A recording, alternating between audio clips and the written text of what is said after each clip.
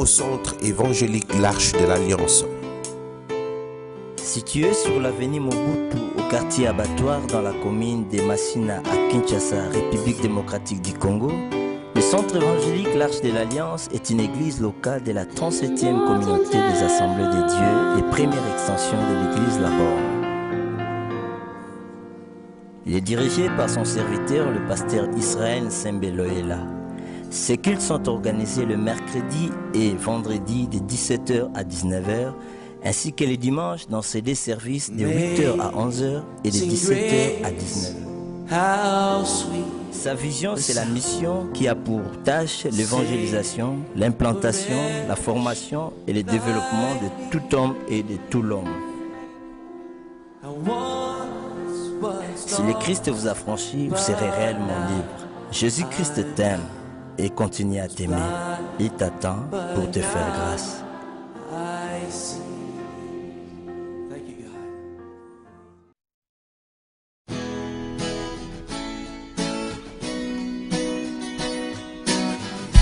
Je crois en Jésus,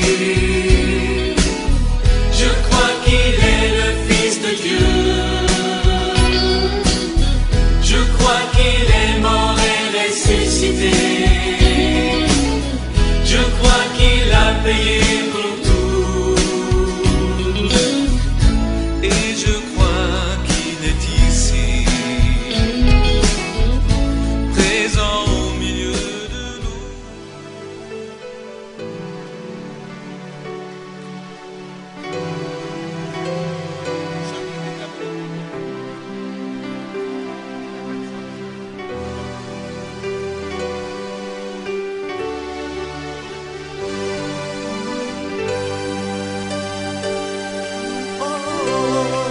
Sainte-Croix,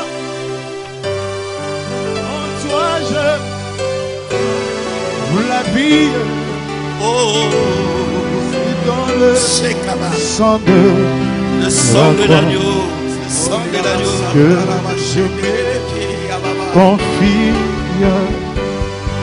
Le Sainte-Croix, le Sainte-Croix, en toi je pour la vie.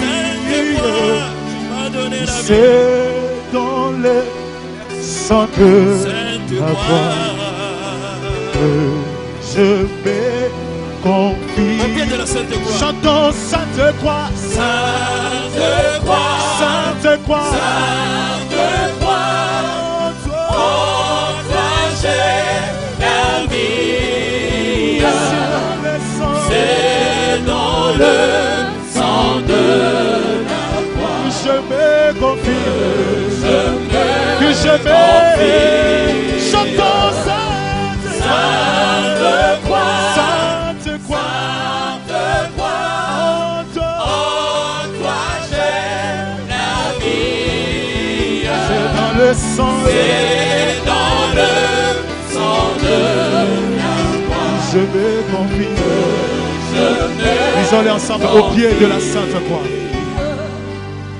au pied de la Sainte Croix, Jaillit la fontaine il a fontaine du salut que je reçois. du salut que je reçois. Grâce souveraine. Ce souverain Disons-les encore au pied de la Sainte Croix.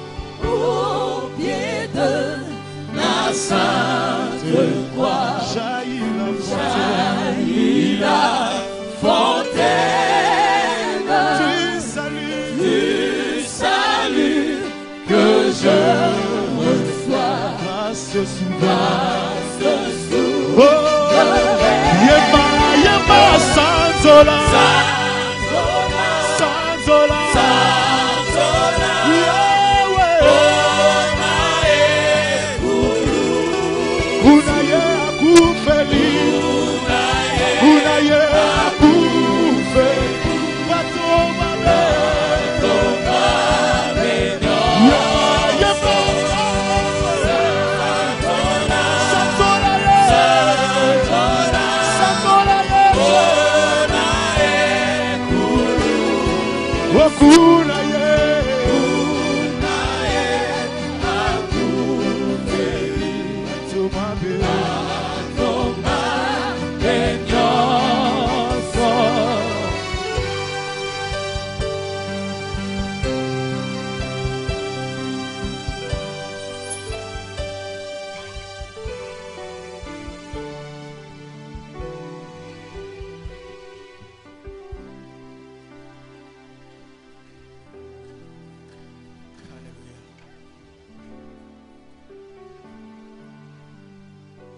que les instruments se taisent et nous sommes en train de contempler la gloire de notre Dieu.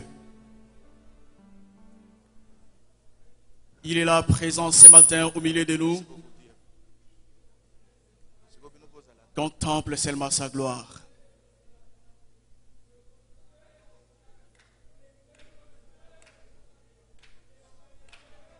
Contemple sa gloire, mon frère, ma soeur. Ne me regarde pas, mais concentre-toi sur Dieu. Ton objectif ce matin, c'est Jésus, ce n'est pas moi. Je ne suis qu'un simple instrument par lequel Dieu va passer pour te communiquer une pensée. Mais reste concentré sur ton objectif qui est Jésus.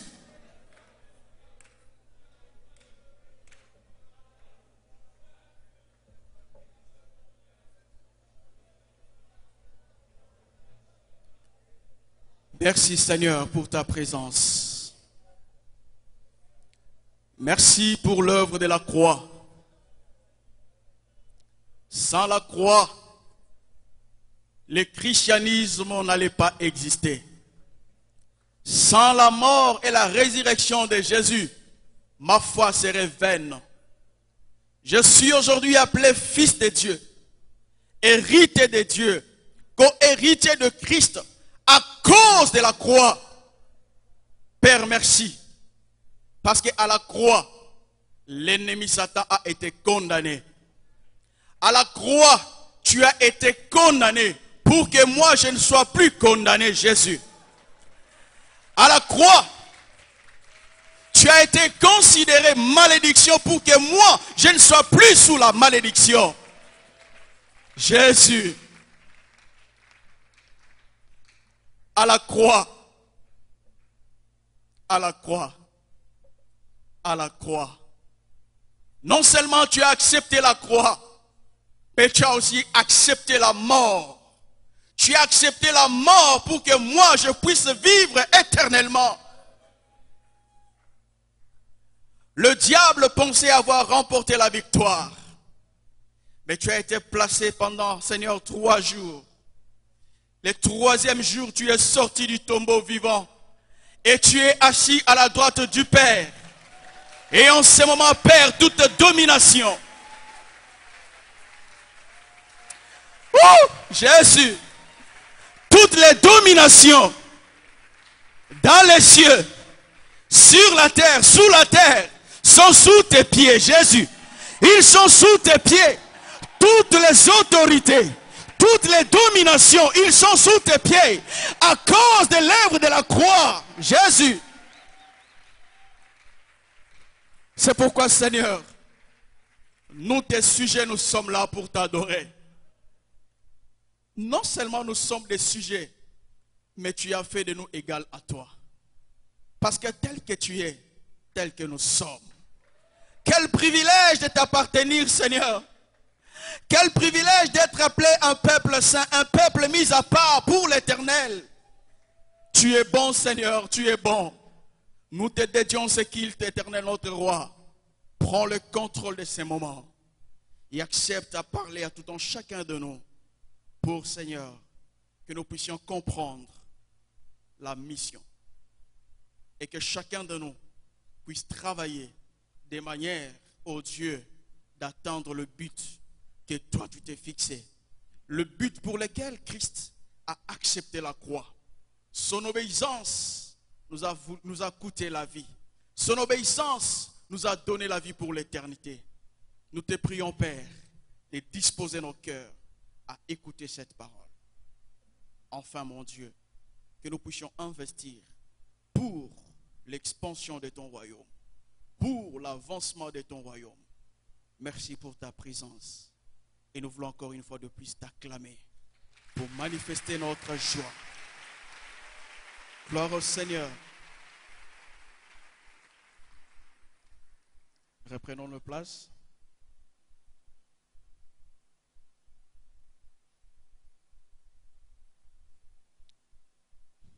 Et pendant que la chorale est en train de descendre, j'aimerais profiter de ces quelques minutes pour dire grand merci d'abord à Dieu qui m'a donné cette opportunité de pouvoir partager avec vous la parole.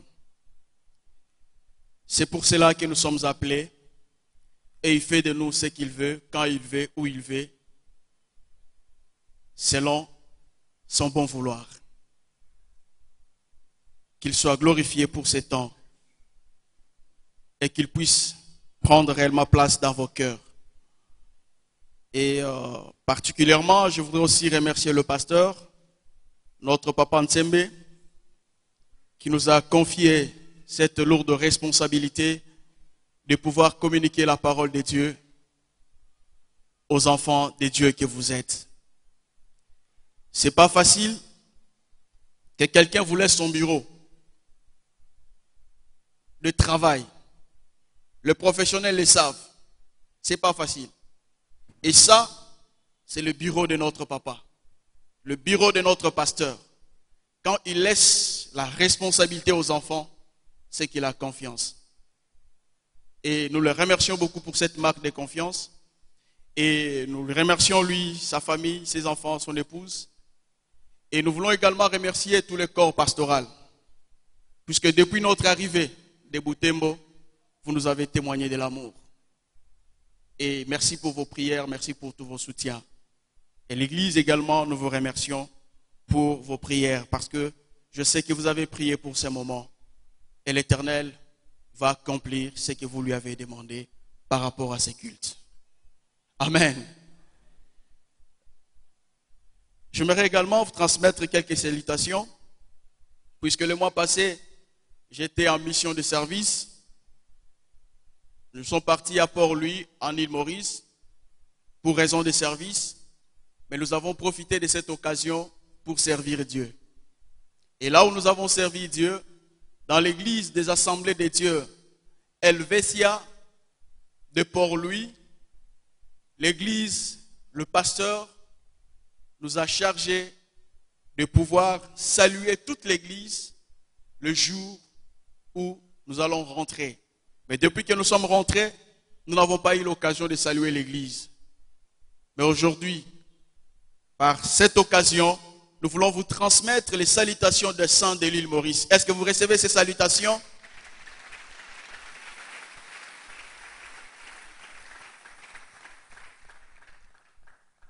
Gloire au Seigneur. Sans plus tarder, j'aimerais que nous puissions lire la parole de Dieu dans le livre de Genèse chapitre 22, versets 1 à 18. Genèse chapitre 22, du premier verset jusqu'au 18e verset. Nous lirons également Jean chapitre 3, verset 16, un verset que vous connaissez par cœur et que vous maîtrisez bien. Et vous allez aussi noter Ésaïe chapitre 9, verset 6. Je crois que le service des médias est en train de nous aider. Les textes sont balancés et vous pouvez noter tranquillement. Je nous invite à lire ensemble Genèse chapitre 22, du 1er jusqu'au 18e verset. Après ces choses, Dieu mit Abraham à l'épreuve et lui dit, Abraham, et il répondit, mais voici. Dieu dit, prends ton fils, ton unique, celui que tu aimes. Soulignez dans votre Bible, celui que tu aimes. Isaac, va-t'en au pays des Moridia, et là offre-le en holocauste sur l'une des montagnes que je te dirai. Abraham s'éleva de bon matin, sella son âne, et prit avec lui 2 serviteurs et son fils Isaac. Il fendit du bois pour l'holocauste et partit pour aller au lieu que Dieu lui avait dit. Le 3e jour, Abraham leva les yeux, vit les lieux de loin, et Abraham dit à ses serviteurs, restez ici avec l'âne, moi et le jeune homme, nous irons jusque-là pour adorer, et nous reviendrons auprès de vous. Abraham prit le bois pour l'holocauste, le chargea sur son fils Isaac, et porta dans sa main le feu et le couteau. Et ils marchèrent tous deux ensemble. Alors Isaac parla à Abraham, son père, dit, « Mon père !» Et il répondit, « Mais voici mon fils. » Isaac reprit, « Voici le feu et le bois, mais où est l'agneau pour l'holocauste ?» Abraham répondit, « Mon fils, Dieu se pourvoira lui-même de l'agneau pour l'holocauste. » Et ils marchèrent tous les deux ensemble. Lorsqu'ils firent arriver au lieu que Dieu lui avait dit, Abraham y éleva un autel et rangea le bois. Il lia son fils Isaac et le mit sur l'autel par-dessus le bois. Puis Abraham étendit la main et prit le couteau pour égorger son fils. Alors l'ange de l'Éternel l'appela des cieux et dit, « Abraham, Abraham !» Il répondit, « Me voici. » L'ange dit, « N'avance pas ta main sur l'enfant et ne lui fais rien, car je sais maintenant. » Tu peux souligner dans ta Bible, « Je sais maintenant. » L'ange dit, « N'avance pas ta main sur l'enfant et ne lui fais rien, car je sais maintenant que tu crains Dieu et que tu ne m'as pas refusé ton fils, ton unique. » Abraham leva les yeux et vit derrière lui un bélier retenu dans un buisson par les cornes. Et Abraham alla prendre le bélier et l'offrit en holocauste à la place de son fils. Abraham donna à ces lieux le nom de Jéhovah-Jireh. C'est pourquoi l'on dit aujourd'hui, à la montagne de l'Éternel, il sera pourvu. L'ange de l'Éternel appela une seconde fois Abraham des cieux et dit, je le jure par moi-même, parole de l'Éternel, parce que tu as fait cela et que tu n'as pas refusé ton fils, ton unique, je te bénirai. Je te bénirai et je multiplierai ta postérité comme les étoiles du ciel et comme le sable qui est sur le bord de la mer, et ta postérité possédera la porte de ses ennemis. Toutes les nations de la terre seront bénies en ta postérité. Nous disons Amen. Jean chapitre 3 verset 16. Pas besoin de lire, mais nous pouvons faire tous cette récitation. Est-ce qu'on peut faire cette lecture sans lire? Alléluia. 1, 2, 3.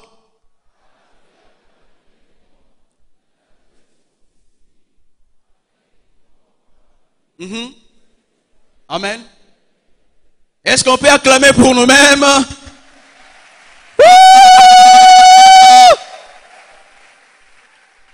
Car Dieu a tant aimé le monde qu'il a donné son Fils unique, afin que quiconque compte en lui ne périsse point, mais qu'il ait la vie éternelle. Ésaïe chapitre 9, verset 6.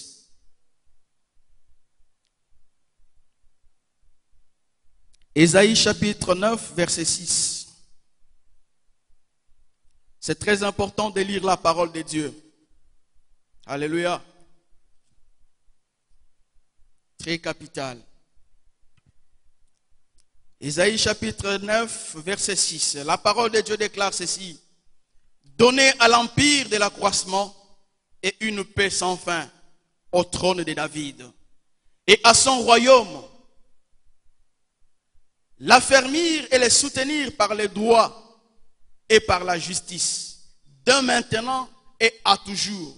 Voilà ce que fera les ailes de l'Éternel des armées. Alléluia. Et dans ce texte que nous venons de lire, de Ésaïe chapitre 9, verset 6, il est question de Jésus. Lorsqu'on parle du zèle de l'Éternel, on ne parle pas d'une autre personne que de la personne de Jésus-Christ. Lui qui vient donner l'accroissement à l'empire. Pas n'importe quel empire, mais l'empire de Dieu. Pas n'importe quel royaume, mais le royaume céleste. Où lui-même règne comme roi, où lui-même règne comme Seigneur des seigneurs, où lui-même règne comme prince de gloire, où lui-même règne comme prince de paix. les dieux justes, les dieux miséricordieux. Alléluia. Notre thème de ce matin, pour ceux qui veulent noter, bien-aimés, nous voulons parler d'un thème, c'est un peu long, mais c'est important que nous puissions parler de ce thème. Nous allons parler de ce thème que j'ai intitulé « Héritier de la promesse ». Héritier de la promesse, il est temps d'investir pour l'avancement du royaume de Dieu. Héritier de la promesse, il est temps d'investir pour l'avancement du royaume de Dieu. Est-ce que tu peux répéter ça avec moi?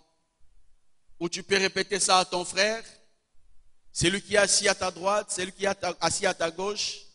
Et profite de ce moment pour les saluer. Et ensemble, nous allons répéter ce thème pour que cela puisse retentir dans nos cœurs, que cela reste gravé dans nos têtes, pour que nous nous rendions compte que nous avons une obligation, nous avons un devoir à accomplir vis-à-vis de celui qui nous a donné le salut gratuitement. Aidez-moi à saluer quelqu'un. Gloire au Seigneur. Et moi, je vous salue au nom de Jésus-Christ.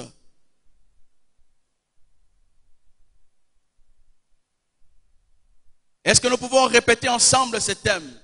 Héritier de la promesse, il est temps d'investir pour l'avancement du royaume de Dieu. Le texte que nous venons de lire, que ce soit le texte de Jean, que ce soit le texte de Genèse sur l'histoire d'Abraham, que ce soit le texte de Jean 3,16 que nous connaissons par cœur, que ce soit le texte d'Ésaïe chapitre 9, ces trois textes de base mettent l'accent sur une seule chose, la mission de Dieu et l'accroissement du royaume de Dieu. Alléluia. Les trois textes mettent l'accent sur le royaume de Dieu, l'accroissement du royaume de Dieu, l'expansion du royaume de Dieu, la croissance du royaume de Dieu. Mes frères et sœurs, point à vous rappeler que vous êtes héritiers de la promesse. Parce que les hommes de Dieu qui ont défilé du haut de cette chair, ils nous ont expliqué, ils nous ont enseigné sur ces choses. Nous sommes conscients de notre position en Christ. Nous sommes les héritiers de Dieu et les co-héritiers de Christ. C'est une grâce que Dieu nous a accordée. Mais dans cette grâce d'être héritier de Dieu et d'être co-héritier de Christ, il y a aussi une responsabilité. Il y a aussi une obligation. Dans l'héritage, nous n'avons pas que des droits, mais nous avons aussi l'obligation. Si pas les obligations, nous sommes contents d'être héritiers de Dieu. Nous sommes contents d'appartenir au roi des rois. Nous sommes contents d'être appelés ses enfants. Nous sommes contents d'être appelés de princes. Oui, c'est un droit. Acquis par adoption. Mais très souvent, nous oublions notre responsabilité en tant que prince. Très souvent, nous mettons de côté notre devoir. Et nous nous attachons au droit. Parce que l'héritage nous donne le droit d'être en bonne santé. L'héritage nous donne le droit de vivre éternellement avec Dieu. Dans sa félicité. Pour toujours éternellement, nous serons là à ses côtés. Il va essuyer nos larmes. Il va panser nos plaies. Tu n'auras plus à penser quand est-ce que j'aurai l'argent pour acheter le pain. Quand est-ce que j'aurai l'argent pour acheter une belle chaussure? Tu n'auras plus ce temps. Parce que lui-même, il sera là en train de te consoler. Et tu n'auras même pas le temps de penser à tout le problème qui t'accable aujourd'hui. Alléluia. Ton héritage te donne le droit. Et notre héritage, c'est Christ. Et en lui, nous avons tout. Parce que tout a été fait par lui, pour lui, et aussi pour nous. Parce qu'en lui, nous avons tout. Nous sommes les héritiers du grand roi. Pourquoi nous parlons et nous nous disons qu'il est temps, bien frères et sœurs, que nous puissions investir pour l'avancement du royaume de Dieu. Retenez ceci. Il y a 3 petites choses que j'aimerais nous dire pour réveiller notre conscience. Avant que je ne puisse parler de comment investir, comment nous pouvons investir pour l'avancement du royaume de Dieu. Bien aimé, j'aimerais nous dire, il est temps que nous puissions nous lever et travailler pour l'accroissement de l'empire de notre Dieu. Travailler pour l'accroissement de l'empire de notre Père. Travailler pour l'expansion du royaume de notre Dieu. Premièrement, parce que Christ revient bientôt. Son retour est imminent. Jésus revient. Peut-être vous direz bientôt, c'est bientôt. Mais j'aimerais vous dire que Christ revient maintenant. Son retour est imminent. J'aimerais remplacer les bientôt. Je ne corrige pas la Bible, mais je sais ce que je suis en train de dire. Jésus-Christ revient maintenant. Alors l'église, soyons prêts. Pourquoi je dis maintenant? Parce que quand il parlait aux disciples sur l'avènement de son retour, il a donné des signes. Il a dit, lorsque vous verrez ceci, les nations s'élèveront contre les nations. Lorsque vous verrez la famine frapper l'humanité, sachez que le Fils de l'homme est proche et son pied est à la porte. Je ne sais pas combien de secondes il reste, combien de minutes il reste, pour que par un clin d'œil, la trompette puisse sonner. Mais tout ce que je sais, que Christ revient maintenant. Il ne tardera plus, mes frères et sœurs.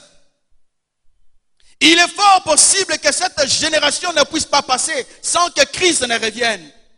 Parce que la cruauté que nous vivons aujourd'hui dans le monde, nous assistons à des spectacles désolants. Et nous nous posons la question, jusqu'où? Le monde est en perdition. Le monde est en perte de vitesse. Nous avons perdu les modèles en tout.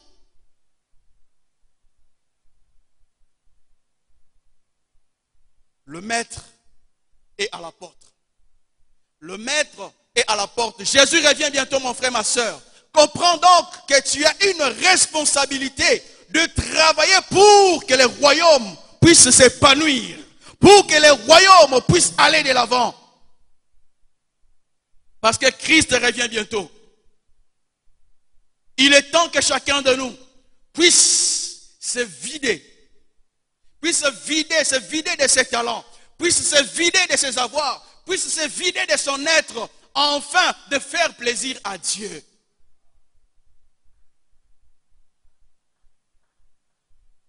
Les voitures ne vont pas combler nos cœurs. Les habits non plus ne vont pas combler nos cœurs. Ce n'est pas le travail qui va combler ton cœur, mon frère. Tout ce que nous obtenons dans le monde, nous pouvons les obtenir aujourd'hui et le perdre demain.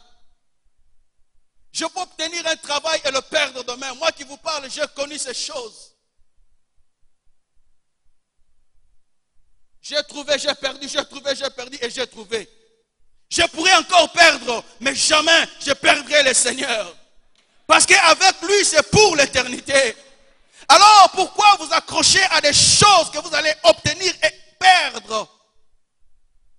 Accrochez-vous plutôt à ce qui va vous amener dans l'éternité. Et à ce qui va vous donner une récompense éternelle. Et ce qui va vous donner la récompense éternelle, c'est la mission de Dieu.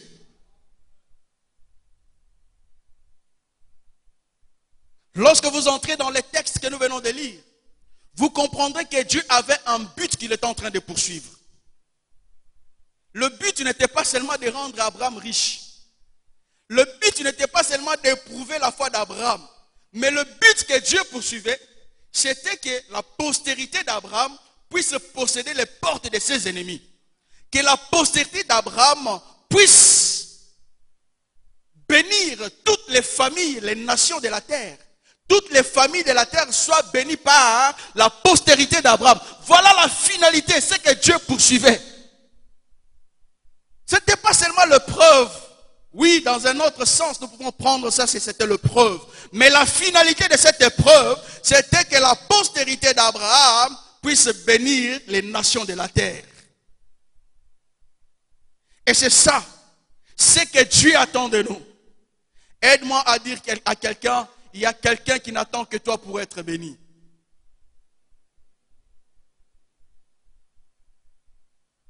Il y a quelqu'un dans le monde qui n'attend que toi pour être béni, mon frère, ma soeur. C'est ta responsabilité. Et cette responsabilité, ce n'est pas moi qui te l'ai confiée, mais c'est Dieu lui-même qui t'a confié cette responsabilité. Quand il a appelé Abraham au chapitre 12, il a dit à Abraham, je te bénirai et toutes les familles de la terre seront bénies en toi. Donc, si le monde n'est pas béni aujourd'hui, c'est à cause de toi. Si le Congo n'est pas béni aujourd'hui, c'est à cause de l'Église. Parce que nous sommes porteurs de la bénédiction. Non pas une bénédiction matérielle, mais une bénédiction spirituelle et éternelle. J'ai aimé la définition que Papa Ntsembe a donnée sur la bénédiction. Lorsque nous l'avons accompagné dernièrement à aller prêcher à Kitamboka en Babylone, il a dit, au-delà de bénédiction comme bénédicto, parole de bénédiction, bénir, c'est donner à quelqu'un le moyen de pouvoir accomplir le but de Dieu. C'est donner à quelqu'un des capacités nécessaires pour pouvoir accomplir la mission de Dieu. Et la malédiction, c'est le fait d'enlever à une personne les moyens nécessaires pour qu'il accomplisse la mission de Dieu. Alléluia. Bien-aimés dans le Seigneur, nous sommes porteurs de la bénédiction. Le Congo est un pays prophétique. Et l'Église, nous pouvons aider le Congo aujourd'hui à atteindre sa destinée prophétique, d'amener l'Évangile vers le monde. Si nous prenons conscience de ce que nous sommes, porteurs de la bénédiction. Alléluia. Nous pouvons doter le pays de capacités. Nous ne plaignons des gouvernements. Le gouvernement ne fait pas ceci. Le gouvernement ne fait pas cela. Non, ce n'est pas le problème du gouvernement. Là où le gouvernement a échoué, l'Église peut influencer, l'Église peut changer le monde, l'Église peut changer les choses. Il est temps que l'Église s'élève et renverse la pyramide.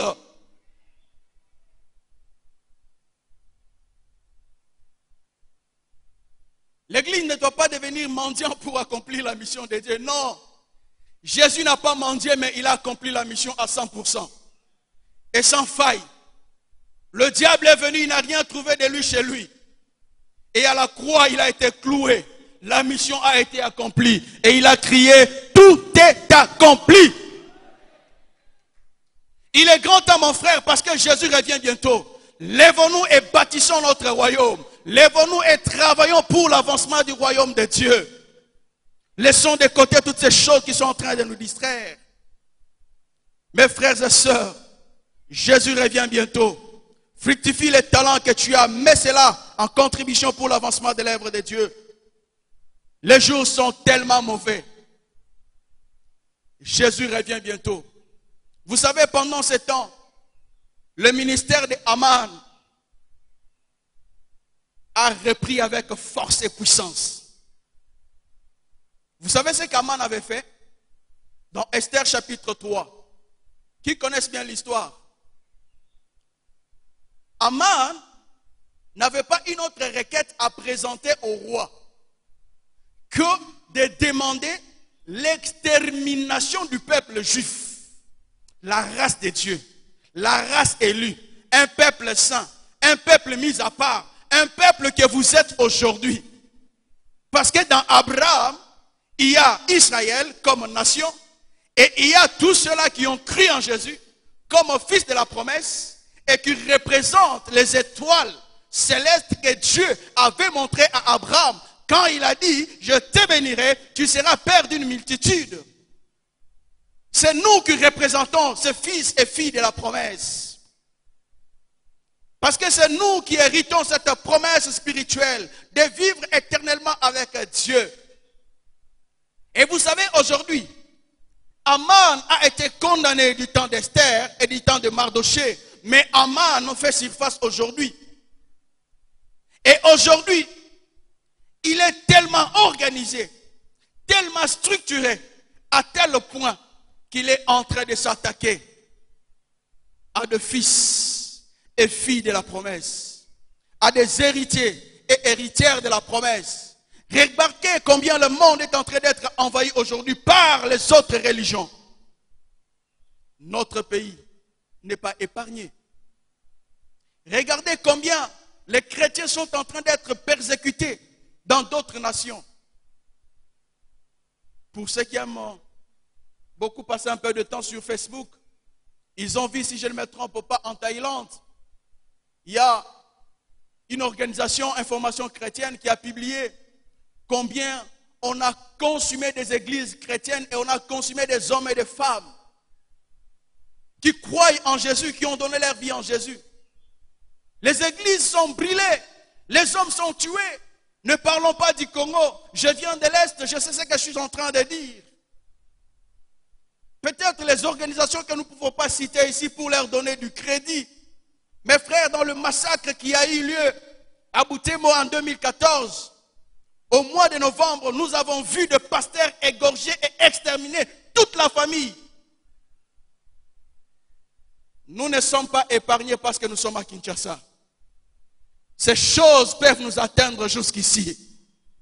Les fameux enfants que nous appelons aujourd'hui les Kuluna, si nous ne faisons pas un travail dans leur vie aujourd'hui, ça sera une armée qui va attaquer l'église demain.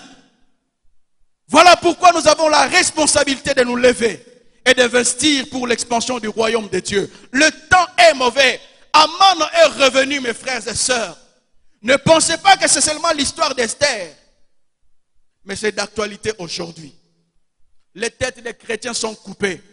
Et je vis encore une autre image dans un pays islamique où on a étalé quelqu'un qui croyait en Jésus, qui pratique la justice, qui a donné sa vie à Jésus. Il est en train d'être flagellé, mes frères et sœurs. On l'a étalé sur un banc en bois et il y avait des hommes qui l'entouraient. Il a été flagellé, flagellé, flagellé. Et le monde est en train de regarder et le monde ne dit rien. Où sont les organismes des Nations Unies pour crier droit de l'homme? Les chrétiens ne sont-ils pas des hommes? Au Nigeria, n'en parlons pas. Le ministère d'Aman est en train d'opérer. Et Paul dit, le ministère de l'iniquité agit déjà. Le diable est à l'œuvre, il ne dort pas. Pierre dit, il rôde jour et nuit, 24 heures sur 24 heures, cherchant qui dévorer. Tu n'es pas épargné, tu es aussi la cible. Mais une chose est vraie, l'Éternel a dit, je ne vous abandonnerai pas, je serai avec vous. Alléluia. Mes frères et sœurs, il est temps de travailler pour l'avancement du royaume. Travailler pour l'avancement du royaume, c'est aussi obéir à l'ordre de Dieu. C'est le moment de nous lever. C'est le moment de nous lever. C'est le moment de nous lever. J'ai évoqué ces 3 points, bien frères et sœurs, pour nous interpeller, pour nous montrer combien nous sommes responsables, combien nous avons l'obligation de nous lever et travailler pour gagner les âmes. Car investir pour l'expansion du royaume de Dieu n'est rien d'autre que travailler, investir pour le salut des âmes. Parce que le monde, tel que la Bible le dit, Dieu a tant aimé le monde. Le monde là, ce ne sont pas les arbres. Le monde là, ce ne sont pas des animaux. Comme certains diront, les poissons sont nos frères et nos cousins. Comme certains diront, Ngulu a comme cousin nangai. C'est pas normal. C'est que l'évangile ça. C'est pas l'évangile que Paul a prêché. C'est pas l'évangile que Pierre a prêché. Ça c'est un évangile qui vient tout droit de l'enfer. Et nous devons nous opposer à un tel évangile. Dieu a aimé le monde, il t'a aimé toi, il m'a aimé moi. Il a aimé ton voisin, il nous a aimés nous tous. Parce que Dieu n'a pas créé le ngoulou à sa ressemblance. Dieu a créé l'homme à sa ressemblance. De toutes les créatures que Dieu a créées, il n'y a que l'homme qui ressemble à Dieu. Alléluia. Et avant même que Dieu puisse prendre l'homme, former la maquette avec la matière, la terre, la poussière de la terre, Dieu avait d'abord parlé. Donc l'homme en réalité, ce n'est pas la poussière de la terre. Ce n'est pas l'enveloppe que vous voyez. En réalité, l'homme c'est la parole. L'homme c'est la parole. Or dans la parole de Dieu, il y a son esprit. Voilà pourquoi Job pouvait dire, en réalité, dans l'homme, c'est l'esprit. Mon frère, ne considère pas ce que tu es dans la chair. Ne te soumets pas au désir de la chair, parce que la chair n'est qu'une matière, ni qu'une enveloppe par laquelle Dieu est passé pour qu'on t'appelle Paul, pour qu'on t'appelle Jean. Mais en réalité, en toi, tu es la parole. La parole ne meurt jamais. La parole est éternelle. Dans la parole, il y a la vie. Voilà pourquoi Christ a dit, tout passera, mais ma parole ne passera jamais. Voilà pourquoi il est venu, pour t'offrir la vie éternelle. Parce que tu es éternel. En te créant, tu avais la pensée de l'éternité. Je n'existe pas aujourd'hui. J'ai existé déjà depuis. Dans la pensée de Dieu, dans la parole. La parole qui a tout créé, mon frère. Pourquoi tu vas te réduire à des choses matérielles que tu as en toi? Est-ce que vous me comprenez, frère? Je me sens révolté. Parce que le christianisme aujourd'hui est réduit au mariage. Le christianisme aujourd'hui est réduit au voyage. Le christianisme aujourd'hui est réduit au miracle. Quel miracle? C'est comme si tu n'as pas Jésus, tu n'auras pas le mariage. Et ceux qui se marient sans avoir Jésus. Non, il y a plus que ça en Jésus, la vie éternelle, que les autres n'ont pas.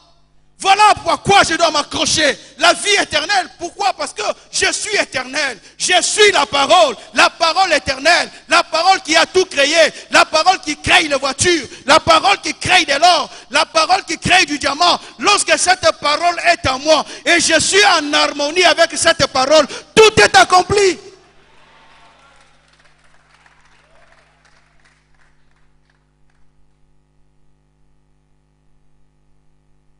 Si nous comprenons ces choses, nos requêtes vont changer. Il est grand temps d'investir pour l'avancement du royaume. Travaillons, mes frères et sœurs, pour gagner les âmes. Abraham a compris.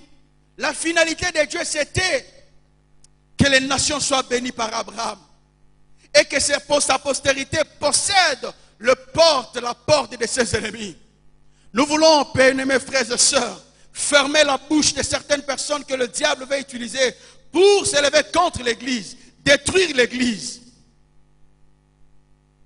Si nous nous investissons pour l'avancement du royaume de Dieu. Frères, pourquoi vous devez vous investir pour l'avancement du royaume de Dieu?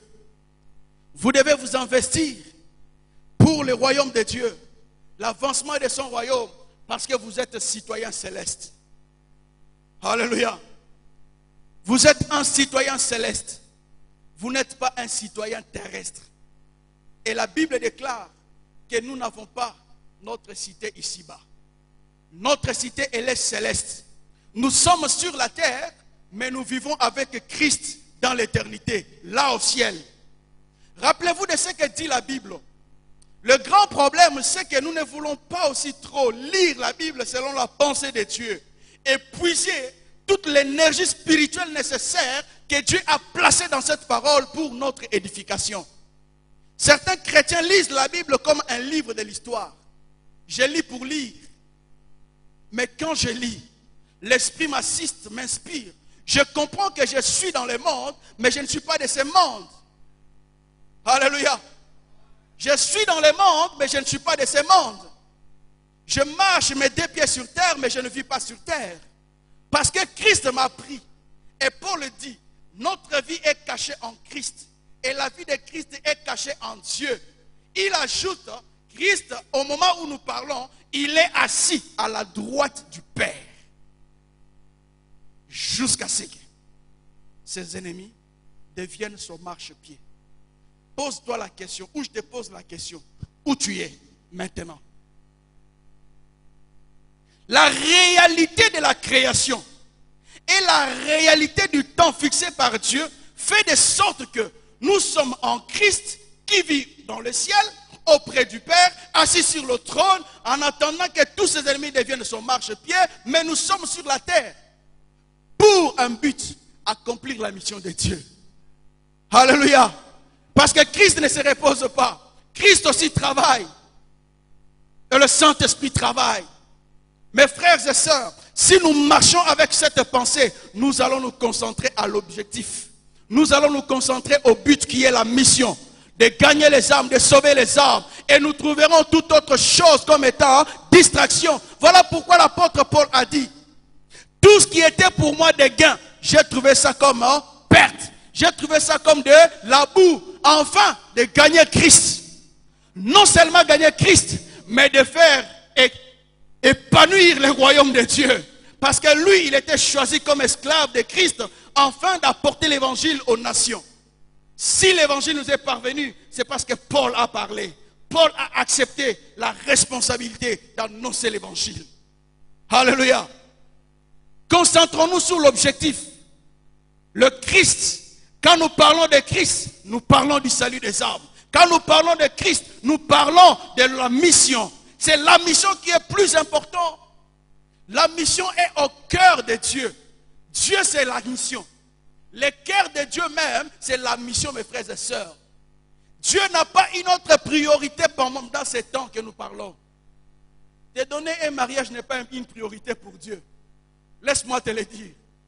Mais la priorité des priorités de Dieu pour ces temps, c'est le salut des âmes. C'est le salut des âmes. Jésus va-t-il trouver la foi sur la terre? Comment il trouvera-t-il la foi sur la terre s'il n'y a pas des âmes qui sont sauvées? Ce n'est que ceux-là qui ont une expérience personnelle avec Jésus qui vont garder la parole de Dieu. Et si Christ vient, il va trouver la foi dans le cœur de ceux-là qui ont gardé la parole. Est-ce que nous pouvons aider Jésus à satisfaire cette inquiétude, à ne plus s'inquiéter, à ne plus se poser la question là où il est sur le trône du Père, d'avoir des craintes, des peurs? Est-ce qu'il y aura la foi? Parce que le temps que nous traversons, mes frères et sœurs, nombreuses personnes vont abandonner la foi. Il y aura des persécutions dans le travail.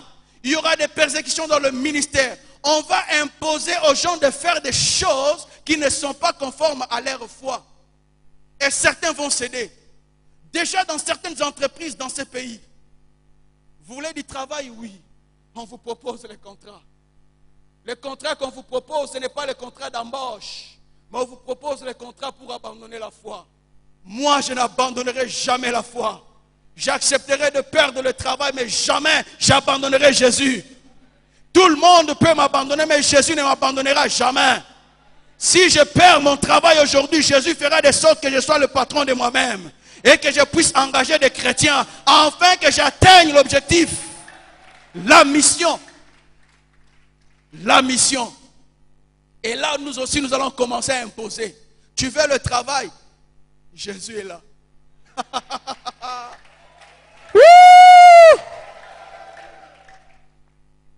Chrétiens, est-ce que vous comprenez, mes frères? Qui peut satisfaire les désirs de Jésus? Jésus a peur.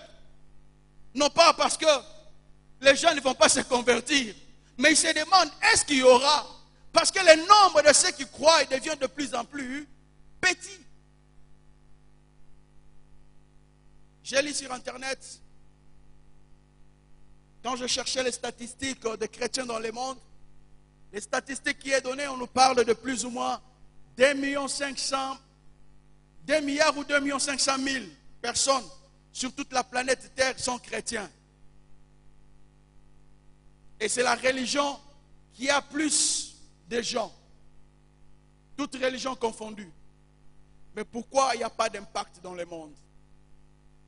Le grand problème, ce n'est pas que parce que nous fréquentons les églises. Le grand problème, c'est le problème de la foi, l'œuvre de la croix. Lorsque la personne n'est pas passée par la croix et se déclare chrétien, c'est un faux chrétien. Alléluia. C'est à cause de ces gens aujourd'hui que l'évangile est en train de reculer. C'est à cause de ces gens aujourd'hui que nous avons de mercenaires dans la mission. C'est à cause de ces gens aujourd'hui que nous avons de loups ravisseurs dans la mission. Ils sont là que pour prendre le lait de la brebis. Ils sont là que pour boire le lait de la bœuf, du bœuf. Ils sont là que pour. Et ils se glorifient d'être prospères pendant que toute l'église est pauvre. Tu viens avec ta belle voiture, tu dis, bon voilà, Dieu m'a béni. Mais tu sers qui? Si c'est Dieu là qui t'a béni, la bénédiction commence d'en haut et descend vers le bas. Si c'est Dieu qui t'a béni, ta bénédiction doit couler dans les brebis que tu es en train de conduire. Ils doivent aussi dormir dans des palais comme toi tu es en train de dormir. Parce que Dieu t'a béni à cause d'eux pour que tu accomplisses la mission. Lorsque c'est le contraire, mes frères et sœurs, doutez de cette bénédiction matérielle. De mercenaires. Arrêtez, il est grand temps d'arrêter et travailler pour la mission. Sauver les âmes. Tu es citoyen du ciel. Tu es citoyen céleste. Vous savez, mes frères et sœurs, dans notre royaume, nous ne sommes pas que des sujets. Mais nous sommes aussi des rois. Parce que dans notre royaume, il y a un roi des rois. Si lui, il est roi des rois, qui sont ces autres rois-là? C'est nous. Il règne, nous régnons. Il domine, nous dominons. Il ordonne, nous ordonnons. Voilà pourquoi il a dit, je vous donne le pouvoir de chasser les démons, de guérir les malades. À quiconque, tout celui qui va croire, il va imposer les mains aux malades. Notre roi partage sa gloire. Notre roi partage sa dignité. Il n'est pas comme les autres rois. Dans d'autres royaumes, ces rois-là, ils dominent sur leurs sujets. Mais les nôtres, ils ne dominent pas sur nous. Ils nous donnent la possibilité que nous puissions aussi dominer. C'est pourquoi nous dominons les dominations. C'est pourquoi nous dépouillons les autorités. Parce que lui, Jésus, il a dépouillé les autorités. Il a dépouillé les dominations. Il règne sur les dominations. Tout est sous ses pieds. Il vous transfère sa personne. Il vous transfère sa gloire. Vous savez, dans d'autres royaumes et dans d'autres nations, le vice-président peut organiser un coup d'État. Mais dans notre royaume, il n'y aura pas de coup d'État. Il sait que nous sommes égaux à lui. Tel qu'il est, tel que nous sommes. Ce qu'il fait, nous sommes capables de le faire. Parce que lui nous a donné son pouvoir. Et c'est lui qui a osé de faire le coup d'État. Il a été renversé. Jusqu'à aujourd'hui, son sort a été scellé. Vous le connaissez. Je ne vais pas faire sa publicité. Vous le connaissez. Il est fini. Il n'a plus de place. Il n'a pas de mots à dire. Pourquoi il va vous intimider? Non, tu n'as pas de chaussures. Pourquoi tu vas l'évangéliser? Tu n'as pas mangé, toi c'est seulement Jésus, Jésus. Vous savez, lorsque j'ai donné ma vie à Jésus, mes amis d'enfance se sont moqués de moi. Puisque nous on a appris à chercher l'argent trop jeune.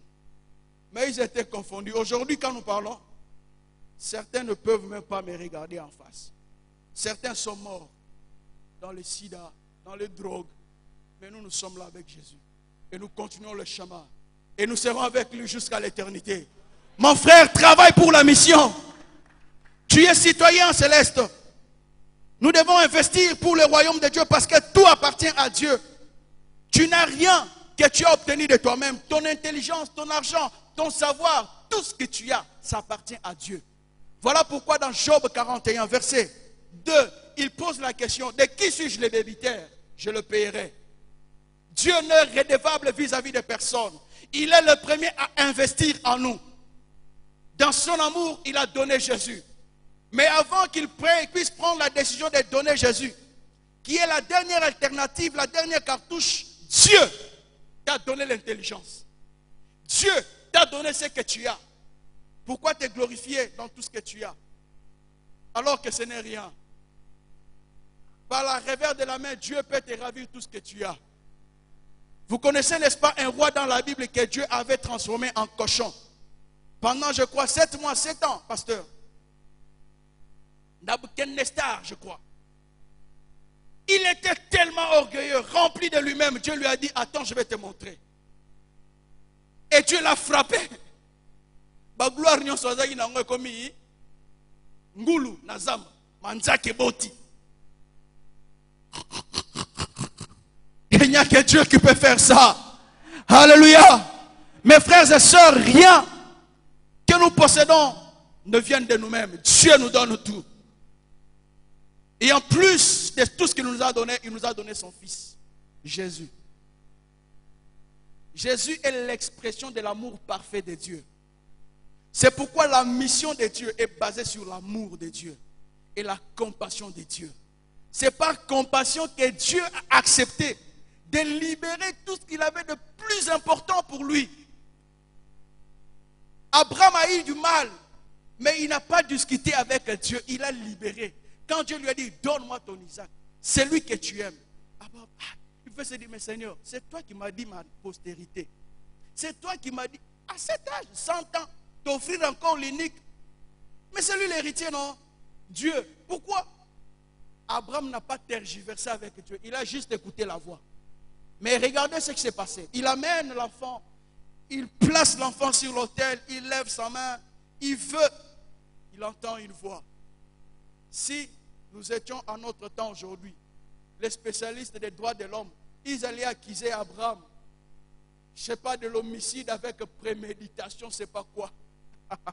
Mais il a fait qu'obéir à la voix de Dieu. Il a apporté à Dieu l'offrande qu'il a demandé. Et Dieu regarde l'offrande et dit non, j'ai vu, par cet homme je vais atteindre mon objectif. Ne donne plus ton enfant. Arrête, ne fais pas du mal. Mais au lieu et place de l'enfant, c'est un bélier qui est sorti. D'où est venu ce bélier? Il a dit à l'enfant, Dieu pourvoira. Et voilà que Dieu pourvoit à ce miracle. Le bélier que nous avons vu, le bélier que Dieu a présenté pour être sacrifié, parce que ce bélier-là, il était sacrifié, lui n'était pas épargné. Le vrai bélier, c'est Jésus-Christ. C'est lui qui a été sacrifié. Voilà pourquoi, quand Dieu regarde l'obéissance d'Abraham, il s'élève et dit, ta postérité terrestre, ta postérité céleste, qui ressemble aux étoiles du ciel, elle va posséder les portes de ses ennemis. Elle va bénir les familles de la terre entière. Et aujourd'hui, les Juifs sont répandus dans le monde entier. Il n'y a aucun pays qui sera épargné du virus du christianisme, du vrai. Je déclare, il n'y a aucun pays au monde qui sera épargné du syndrome du christianisme. Le vrai, le christianisme qui prêche Christ mort et ressuscité. Le christianisme qui prêche, c'est lui qui règne sur le trône de Dieu aujourd'hui. Parce que nous devons attendre toutes les nations. Mon frère, si Dieu te convainc d'aller en Afghanistan, n'hésite pas, vas-y. Il sera avec toi. Je suis allé à Butembo pour servir. Je ne pensais pas que je vais intégrer la communauté pour accomplir la mission. J'étais recommandé dans une autre église. Mais Dieu a vu qu'il y avait un grand besoin dans son église. Et il m'a dit, va là-bas. Alléluia. Va. Et pendant la mission, un coin difficile. J'ai eu même à voir des serviteurs sorciers. Un vrai sorcier, un sorcier né. Mais laissez-moi vous dire, vous savez, les gens qui habitent au bord des rivières, des eaux, de lacs, c'est terrible, hein? Cet enfant a été possédé comme ça, c'était une grossesse de jumeaux, ils ont été possédés comme ça, son jumeau est mort, et un esprit est entré dans le ventre de leur mère, ils sont nés comme ça. Des esprits, mais avec le corps humain. Un jour, le type a commencé des maladies pendant. Qu'est-ce qui se passe? À toi seul, en un instant, cette maladie, moi je ne peux pas. Je n'ai pas l'argent à les gaspiller pour te guérir, mais j'ai l'argent pour la mission. Si c'est pour te guérir, viens là, je t'impose la main. Au nom de Jésus, maladie arrête.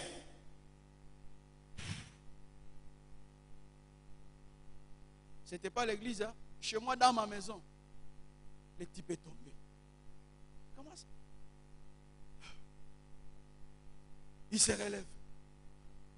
Il est là comme ivre. Qu'est-ce qui se passe? Mais toi tu es malade, c'est quoi? Il a commencé à transpirer comme pas possible. Je l'approche. Il a ouvert son cœur. Voilà. Je suis sorcier, je suis ceci, je suis cela. Et pendant qu'il voulait nous nuire, Dieu a fait que sa famille soit frappée. J'aimerais vous dire, mes frères et sœurs, n'ayez pas peur d'aller en mission. Partout où Dieu vous envoie, partez, il sera avec vous. Partez, il sera avec vous. Parce que ce n'est pas par votre force que vous allez accomplir la mission, mais c'est par la main de l'Éternel. Lui qui a dans son cœur la mission, lui qui a dans son cœur le désir de sauver les âmes, il fera de sorte que la mission puisse être accomplie. Vous avez juste le devoir de témoigner et de faire ce que Dieu vous dit. Abraham ne s'imaginait pas que ce qu'il faisait avait l'impact pour des générations et pour l'éternité. Mais aujourd'hui, nous parlons de lui. Obéissez à l'ordre de Dieu, obéissez à la voix de Dieu, mes frères et sœurs, et vous verrez la main de Dieu s'accomplir. J'aimerais nous dire que nous pouvons investir pour l'avancement de l'œuvre de Dieu financièrement. Et là, nous parlons de l'investissement financier. Nous pouvons investir pour servir Dieu avec notre être. Ça veut dire que nous pouvons investir en nous donnant nous-mêmes à Dieu. Faire un don de soi pour l'œuvre de Dieu. Faire un don de soi, mon frère, ma soeur, c'est accepter d'obéir totalement à Dieu, de se soumettre à Dieu, d'oublier ses besoins, d'oublier ses désirs, de te préoccuper que de plaire à Dieu. Rien que ça. Nous avons des problèmes aujourd'hui à l'église parce que la plupart de nos réunions, nous nous réunissons que pour tourmenter Dieu. Dieu donne-moi, Dieu donne-moi, Dieu donne-moi. Mais lorsqu'il nous faut prendre le temps pour nous sanctifier, c'est juste 15 minutes. Dieu, j'ai besoin de mener une vie de sanctification. Dieu, j'ai besoin de marcher dans la crainte, d'obéir ta parole, de te ressembler. Vous savez, l'objectif de l'église et de ministère, les 5 ministères de la parole, c'est que l'église puisse atteindre la perfection. Atteindre la stature parfaite de Christ. C'est possible d'atteindre la perfection parce que la perfection est en nous, c'est la parole de Dieu. C'est Christ qui est en nous. Paul a dit, Christ en vous, l'espérance de la gloire. Christ en vous, c'est aussi la perfection. Mais comment Christ est en vous? Vous continuez à mener la vie que vous meniez ailleurs. Que vous menez plutôt hier.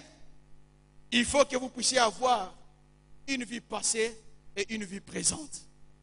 Pour influencer. Sans cela, bien-aimés, nous allons freiner l'évangile. Nous n'allons pas travailler pour l'expansion du royaume de Dieu. Travaillons pour gagner les âmes. Investir pour l'expansion du royaume de Dieu, c'est travailler pour le besoin de l'évangélisation. Faire de sorte que l'évangélisation puisse se faire, que les âmes soient gagnées. Je peux donner mon corps par ma crainte, les âmes peuvent être gagnées à Dieu. Juste par mon témoignage, ma façon de vivre, les gens diront certainement cet homme, c'est un chrétien. Est-ce que je peux suivre ton Dieu? Ils viendront pour un conseil, tu vas les orienter. Alléluia. Je vis sur Facebook quelqu'un qui lance un message. J'ai besoin d'un correspondant. Je veux correspondre avec vous, dire des choses avec vous. Je suis célibataire. On va dire, waouh, ton invitation est mal tombée. Maintenant, je vais te présenter un bon correspondant. J'ai profité de l'occasion pour présenter les meilleurs correspondants qui puissent exister dans le monde. Jésus. Je lui dis, j'ai une invitation. Quelqu'un de bien, Jésus. Et j'ai fait une prière d'acceptation de Jésus. Que tu le veuilles ou pas, tu vas lire. Dès que tu vas lire, la sémence va entrer. Alléluia. J'ai déposé la sémence et quelqu'un d'autre a répondu, Amen. Je te soutiens. Quelqu'un d'autre l'a réprimandé et dit, waouh, voilà l'instrument par lequel nous devons atteindre le monde et évangéliser. La jeunesse aujourd'hui est répandue sur l'internet, séduite par l'internet. Travaillons, utilisons cet instrument pour atteindre les âmes perdues, mes frères. Activez vos mégas pour évangéliser. Tu ne sais pas combien les $1 peuvent amener la joie au ciel. Investissons matériellement. Je peux donner ma maison pour Dieu. Où sont ces femmes qui pouvaient donner leurs bijoux de $5 000, de $10 000 pour que l'évangile soit prêché? Où sont ces femmes? Elles sont parties où? Elles n'existent plus. Où sont ces hommes et ces femmes qui pouvaient donner leur maison et disent, oui, le Seigneur m'a convaincu, je donne ma maison pour l'évangélisation? Où sont ces personnes? Ils n'existent plus. Pourquoi? Le diable a mis une pensée dans vos cœurs, il vous dit, lorsque vous le faites, vous allez enrichir votre pasteur. Laissez-moi vous dire que le nôtre, il n'est pas venu évangéliser pour avoir les biens matériels, mais son cœur est dans la mission, son cœur est dans le travail. Alléluia. Si vous donnez, ça va réellement servir pour le besoin de l'évangélisation. Donnez, frère. Et tous ceux-là qui donnent, ils sont toujours bénis. Je peux aussi m'investir spirituellement par l'intercession. La mission a besoin de la prière. Nous voulons que des hommes et des femmes s'élèvent et commencent à intercéder rien que pour la mission. Combien prennent le temps de prier aujourd'hui pour le pasteur? Combien prennent le temps de prier pour l'œuvre de Dieu? Toute la confusion que nous voyons là, mes frères, ce n'est pas des sujets pour médire, mais ce sont des sujets pour prier, afin que les choses changent. Alléluia. Dis avec moi, la prière apporte le changement. La prière apporte le bouleversement. Mes frères et sœurs, je voudrais vous dire une chose sur la prière. Vous savez, la prière, lorsque nous prions, notre exaucement est garanti. Alors pourquoi nous refusons de prier? Parce que Dieu a dit, tout ce que vous demanderez en priant, croyez que vous l'avez reçu. Et vous verrez cela, ça. Le problème de l'exaucement, ce n'est pas vous. Vous croyez en ce que vous avez dit. L'accomplissement, c'est Dieu. Alors pourquoi vous traînez le pas? Au lieu de prier, vous vous mettez à parler. Non. Et à maudire les autres. Notre travail n'est pas de maudire, mais notre travail est de bénir. Mes frères et sœurs, pour terminer, j'aimerais vous donner une illustration dans Luc chapitre 8, le verset 33 jusqu'à pratiquement le verset 40. Mais nous n'allons pas lire. Mais vous allez tout simplement lire à la maison et comprendre cet exemple. C'est la délivrance du fou de Gadara ou de Galilée. Vous allez comprendre que pour que Jésus puisse sauver cette âme, il a eu à utiliser un moyen financier important. Alléluia. L'argent est aussi important pour accompagner la mission. Investissez dans la mission pour le salut des âmes et vous obtiendrez votre récompense de la part du Seigneur. Je ne sais pas si mon temps est épuisé. Nous avançons pour arrêter. Bien-aimés dans le Seigneur, vous remarquerez que Jésus a sauvé ces fous. Lorsque les démons qui étaient dans le fond commençaient à parler avec Jésus, Jésus leur pose la question: qui êtes-vous? La réponse des fous, des démons, c'était: nous sommes légion. Une légion. Lorsque j'ai essayé de faire des recherches, j'ai compris que du temps de l'armée romaine, de l'Empire romain, une légion de combattants, de guerriers, pouvait contenir 5000 à 8500 personnes, combattants, des hommes de guerre, ceux qui conduisent des chevaux. Et ce ne sont pas de n'importe quel homme, des vaillants, des élites. Aux États-Unis, on pourra les appeler des Rangers. 5000 à 8500. Je me suis étonné, dit, mais waouh! Un seul homme, autant de démons en lui. Mais Jésus les a délogés, juste en déclarant la parole. Mais voyez ce que nous voulons voir ensemble. Dans cet homme, si la communication peut nous balancer ces tableaux, voyez avec moi ces tableaux. Lorsque les démons échangent avec Jésus, les démons disent à Jésus: ne nous fais pas du mal, ne nous tourmente pas. Envoie-nous dans le pourceau des troupeaux qui sont là. Jésus, il regarde, il les envoie dans le port, là où ils étaient. Les démons sont partis là-bas. Mais ce qui m'a intéressé, c'est le coût financier de ce nombre de porcs qui sont allés mourir, n'est-ce pas, dans la rivière. Ils étaient au nombre de combien? 8000, 5000 à 8500. Je fais la moyenne. Faisons ensemble la moyenne.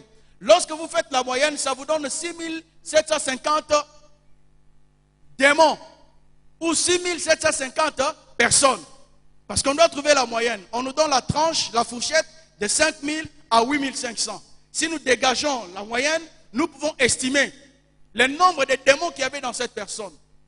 Et ce nombre de démons sont allés échouer dans le pourceau qui était en train de manger et ils se sont déversés dans l'eau à une vitesse impossible. Rien que le coup des troupeaux ou des pourceaux qui sont morts. J'ai pris un exemple sur le marché courant ici à Kinshasa. 1 kilo de ngoulou, c'est combien? C'est 7000, 7500 actuellement, n'est-ce pas? J'ai pris 7500 multiplié par 1 kilo de ngoulou. N'est-ce pas? 1 kilo c'est 7500. Vous avez 7500. Mais imaginez que ces porcs-là pesaient 200 kilos. Nous prenons 200 kilos multipliés par les 7500. Nous avons 1 500 000 francs congolais pour un ngoulou. Ce sont des millions en termes de sauver un individu. Dieu engage, Christ homme engage des millions. Mais vous, pour vous donner un $10, vous discutez. Jésus a réduit l'économie de tout un village, de toute une ville, en néant pour sauver une âme seulement.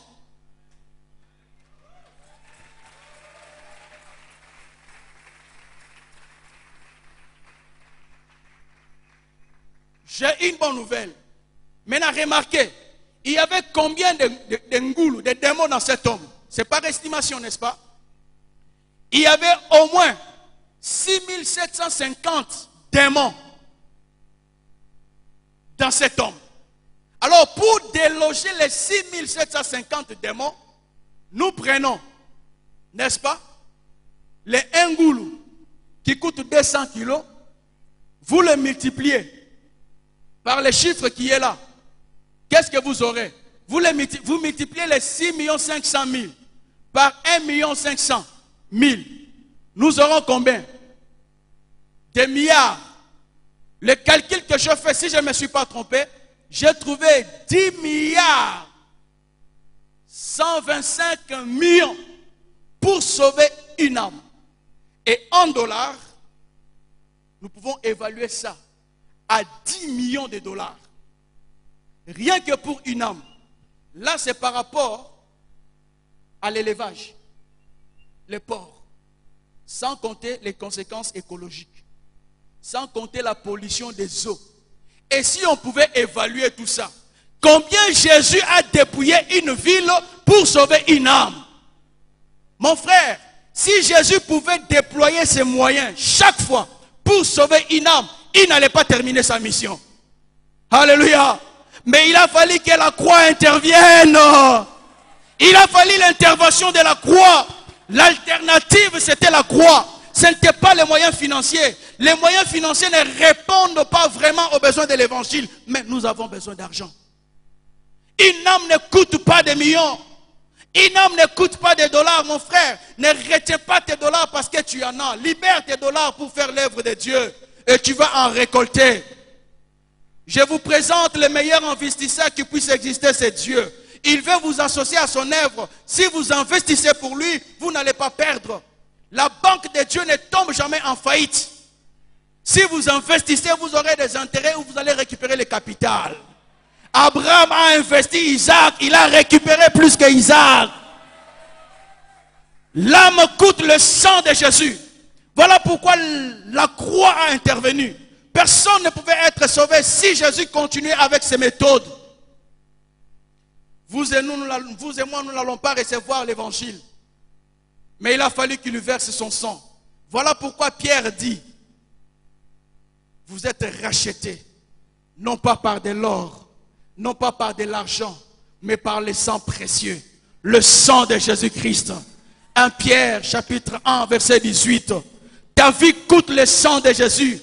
Le sang de Jésus est inestimable.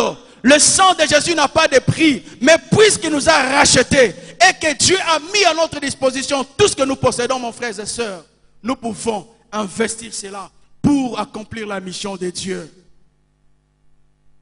Nous sommes très nombreux aujourd'hui. Nous voulons envahir Massina dans l'évangélisation. Si tu n'as pas l'argent à donner, tu peux disposer ton temps pour évangéliser. Si tu n'as pas le temps pour évangéliser, tu peux disposer ton temps pour prier. Si tu n'as pas le temps pour prier, tu peux disposer un bien que tu possèdes pour que ça contribue à l'évangélisation. Tous ceux qui ont servi Dieu, ils n'ont jamais été déçus. Dieu les a récompensés. Vous ne savez pas combien l'acte que tu poses pour sauver une âme peut te rapporter des intérêts.